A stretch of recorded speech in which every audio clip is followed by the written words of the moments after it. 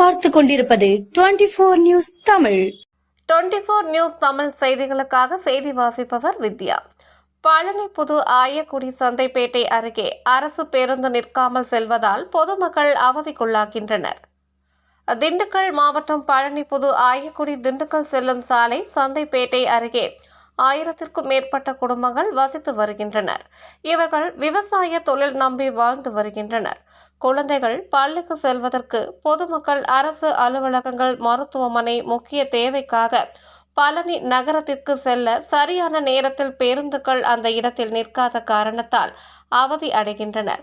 மேலும் இந்த நிலையில் பள்ளிகள் மற்றும் கல்லூரி மாணவர்கள், விவசாயிகள் அரசு அலுவலகத்திற்கு செல்லும் நேரத்தில் இயக்கப்படும் அரசு பேருந்துகள் நிற்பதில்லை என புகார் எழுந்துள்ளது. எனவே பேருந்துகளை தவற விடுவது வழக்கமாகிவிட்டதாக மாணவர்கள் வேதனை தெரிவித்தனர்.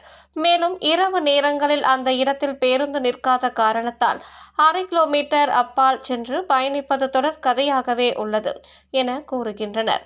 ஆகையால் பழனி அரசு போக்குவரத்து அலுவலகத்திற்கு பொதுமக்கள் தாங்கள் கோரிக்கைகளை கூறினார். விரைவில் அவ்விடத்தில் பஸ் நிறுத்தப்படும் என கூறினர்.